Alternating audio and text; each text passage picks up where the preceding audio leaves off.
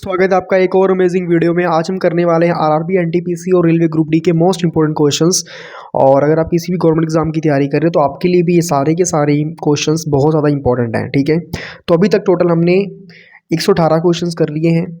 ठीक है, तो 119वें क्वेश्चन की तरफ चलते हैं। निम्नलिखित में से किस राज्य में पालीताना मंदिर एक जैन तीर्थ स्थल स्थित है?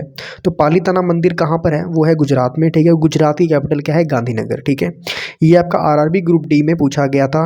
क्वेश्चन कब पूछा गया था? आपके सामने है 14/9/2022 को, यानी कि 14 नवंबर 2022 को शिफ्ट 3 में ये क्वेश्चन आपके मतलब एग्जाम में पूछा गया था। ठीक है, लगी बात समझ में? आगे नेक्स्ट क्वेश्चन की तरफ चलते हैं। क्वेश्चन नंबर 120 में चलते हैं। क्वेश्चन नंबर 120 में हमसे पूछा क्या गया है, पहले डिस्कस करते हैं, समझते हैं क्वेश्चन को।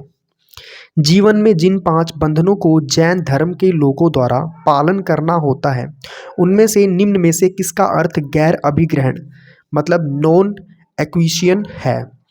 ऑप्शन है ब्रह्मचर्य, अपरिग्रह, अस्तेय, अहिंसा। So the right answer is option number B, अपरिग्रह। ये आपके आरआरबी ग्रुप डी में पूछा गया है। आपको यहाँ पे आरआरसी लिख के आ रहा है, बट ये बी है। ठीक है, गलती से जो छापते हैं पब्लिकेशन वाले उनसे थोड़ी सी गलती होगी, आरआरबी है। ठीक है, आगे अगर आपको आरआरसी दिख रहा है समझ लेना ये आरआरबी ही है। ठीक है, घबराना मत। तो आरआरबी ग्रुप डी में पूछा गया है। कब क्वेश्चन आपके लिए पूछे गए, कब क्वेश्चन आपके लिए आए हैं? तो 15/9/2022 को शिफ्ट नंबर 2 में क्वेश्चन आए हुए हैं। ठीक है, अब चलते हैं क्वेश्चन नंबर 121 की तरफ। निम्नलिखित में से किसे जैन धर्म का प्रथम तीर्थकर माना जाता है? जैन धर्म का प्रथम तीर्थकर किसे माना जाता है उसकी तरफ चलते हैं। तो वो माना जाता है ऋषभनाथ। ठीक है, किसे माना जाता है? ऋषभनाथ को माना जाता है। एक बार आप चारों पॉइंट को पढ़ लो क्योंकि चारों के पॉइंट्स बहुत ज़्यादा इंपॉर्टेंट है। ऑप्शन ए है Rishabhnath, Neminath, Parshvanath, Vardhaman Mahavir. So the right answer is, आपको मैंने पहले ही बता दिया, ऋषभनाथ इसका राइट आंसर है। और ये आपके रेलवे ग्रुप डी में पूछा गया था। कब आया था? 16/9/2022 को पूछा गया था शिफ्ट नंबर 1 में। क्लियर होगी बात सभी को? आगे चलते हैं क्वेश्चन नंबर 122 की तरफ। क्वेश्चन नंबर 122 की तरफ चलते हैं और थोड़ा सा मैं जूम कर देता हूँ ताकि आप लोग कोई दिक्कत परेशानी ना हो। ठीक है, अब ठीक है। क्वेश्चन नंबर 122 में चलते हैं। निम्न में से कौन सा स्थल जैन धर्म से संबंधित नहीं है? दिलवाड़ा, पारसनाथ पहाड़ी, श्रवण बेलगोला, कुशीनगर। तो ये क्या है? दिलवाड़ा भी जैन धर्म से संबंधित है, वहाँ पे भी इनके मठ बने हुए हैं। पारसनाथ पहाड़ी भी इनसे रिलेटेड है। श्रवण बेलगोला भी जैन धर्म से रिलेटेड है। ठीक है, मगर कुशीनगर जैन धर्म से रिलेटेड नहीं है। ठीक है, ये भी आपका आरआरबी ग्रुप डी 20/9/2022 शिफ्ट 3 में पूछा गया था। मतलब 20 नवंबर 2022 को शिफ्ट नंबर 3 में ये क्वेश्चन आया हुआ था। ठीक है, और ये क्वेश्चन आगे भी 3-4 अलग अलग एग्जाम्स में पूछा जा चुका है। अब चलते हैं क्वेश्चन नंबर 123 की तरफ। 123 में क्या पूछा गया? स्वामी महावीर का जन्म कहाँ हुआ था, ये हमें बताना है। ऑप्शन है Pawapuri, Pataliputra, Lumbini, Kundagram. So the right answer is Swami Mahavir ji का जन्म हुआ था कुंडग्राम में। ठीक है, कहाँ हुआ था? कुंडग्राम में। ठीक है, कुंडग्राम एक जगह है। आरआरबी ग्रुप डी में ये क्वेश्चन पूछा गया है 26/9/2022 की शिफ्ट नंबर 2 में। अब देखो डेट दोनों की सेम है, बस ये क्वेश्चन शिफ्ट 3 में पूछा गया, ये शिफ्ट 2 में पूछा गया। ठीक है, अब क्वेश्चन नंबर 124 में चलते हैं। थोड़ा सा फ़ोन थोड़ा सा पीछे कर देता हूँ ताकि आपको दिक्कत परेशानी ना हो। क्वेश्चन नंबर 124 में चलते हैं। इसमें हमसे क्या पूछा गया है? महावीर और उनके अनुयायियों की शिक्षाओं को लगभग 1500 वर्ष पहले जिस रूप में लिखा गया था, उसी रूप में वे वर्तमान में किस स्थान पर उपलब्ध हैं? नेक्स्ट क्वेश्चन की तरफ चलते हैं। अब क्वेश्चन नंबर 123 हमने कर लिया था, वो क्वेश्चन नंबर 124 में चलते हैं। महावीर और उनके अनुयायियों की शिक्षाओं को लगभग 1500 वर्ष पहले जिस रूप में लिखा गया था, उसी रूप में वे वर्तमान में किस स्थल पर उपलब्ध हैं? कहने का मतलब है 1500 साल पहले की बात है, जिस रूप में महावीर जी की शिक्षाओं के बारे में लिखा गया था वो एज इट इज़ वैसी ही पड़ी हुई हैं।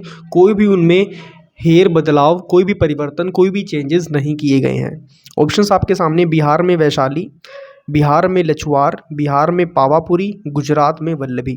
सो the right answer is Gujarat में वल्लभी। ठीक है, वल्लभी एक जगह है, वहाँ पे क्या हुआ था? महावीर जी ने अपने अनुयायियों को शिक्षा दी थी। ठीक है, आरआरबी ग्रुप डी 28/9/2022 की शिफ्ट 1 में ये क्वेश्चन पूछा जा चुका है।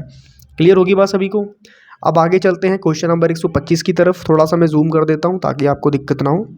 अब ठीक है, क्वेश्चन नंबर 125 में पूछा गया है, जैनियों की सार्वभौम प्रार्थना नवकार मंत्र में नमो अरिहंताणम, नमो अरिहंताणम का शाब्दिक अर्थ क्या है? आपसे पूछा गया इसका मतलब क्या है। ठीक है, ऑप्शंस आपके सामने दिए हैं। मैं सभी आध्यात्मिक गुरुओं या दिव्य शिक्षाओं को नमन करता हूँ। ऑप्शन बी है, मैं सभी गुरुओं को नमन करता हूँ। ऑप्शन सी, मैं उन सभी आत्माओं को नमन करता हूँ जो अपने सभी गति कर्मों से मुक्त हो गई हैं। ऑप्शन डी है, मैं सभी पूर्ण मुक्त आत्माओं को नमन करता हूँ। So the right answer is option number C, मैं उन सभी आत्माओं को नमन करता हूँ जो अपने सभी गति कर्मों से मुक्त हो गई हैं। क्लियर होगी बात? तो right answer is option number C, नमो अरिहंताणम का मतलब होता है ऑप्शन नंबर सी। आप पढ़ लेना। ठीक है, ये क्वेश्चन आपको आरआरबी ग्रुप डी में 30/9/2022 शिफ्ट नंबर 2 में पूछा गया है। तो इन क्वेश्चंस को आप इंपॉर्टेंट समझे, बहुत ज़्यादा इंपॉर्टेंट समझे, क्योंकि ये क्वेश्चंस आपके लिए स्कोर बूस्टर का काम करेंगे। ठीक है, आगे चलते हैं। आगे हमसे क्या पूछा गया है क्वेश्चन नंबर 26 में। देखो, जैन धर्म में तीर्थकर किसे कहते हैं? धर्म का रक्षक एवं आध्यात्मिक, क्या पूछा गया है? धर्म का रक्षक एवं आध्यात्मिक शिक्षक जो मोक्ष या मुक्ति का मार्ग बताता है, तो उसे क्या बोलते हैं? उसे बोलते हैं जैन धर्म का तीर्थकर। क्लियर होगी बात सभी को? समझ लग रहा है सभी को? अगर आपको किसी भी क्वेश्चन में कोई भी दिक्कत परेशानी हो तो आप मुझसे मतलब कमेंट में आप बात कर सकते हैं। ठीक है, कमेंट आप कर देना, मैं उसे देख लूँगा। क्लियर होगी बात? फिर भी अगर आपको कोई भी दिक्कत परेशानी आ रही है तो आप हमसे कांटेक्ट भी कर सकते हैं। ठीक है, कांटेक्ट क्या करना है, इंस्टाग्राम का मैंने लिंक दिया हुआ है। ठीक है, आप इंस्टाग्राम में मैसेज कर सकते हैं, कोई दिक्कत नहीं है। और इंस्टाग्राम में एक बात और बता देता हूँ, फालतू के मैसेज मत करना। ठीक है, अगर फॉर एग्जांपल कोई इन्फॉर्मेशन रिगार्डिंग हो तभी करना मैसेज। ठीक है, अदरवाइज़ मैं इंस्टाग्राम बहुत कम चलाता हूँ।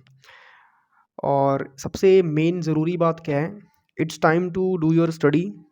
ठीक है, फोकस अपनी स्टडी पर रखो, अपने पढ़ाई पर ध्यान दो, क्योंकि पेपर आने को सिर्फ 2 महीने हार्डली बचे हैं, 1.5 महीने हार्डली बचे हैं, 2 महीने बोल दिया। और ये सारे क्वेश्चंस आपके लिए बहुत ज़्यादा इंपॉर्टेंट हैं, इनको अच्छे से करते रहें और अपनी लाइफ में आगे बढ़ते रहें। ठीक है, और चलते हैं फटाफट नेक्स्ट क्वेश्चन की तरफ, क्वेश्चन नंबर 127 की तरफ। क्वेश्चन नंबर 127 में क्या पूछा गया है, जैन धर्म के 24 तीर्थकरों में से प्रथम तीर्थकर कौन है?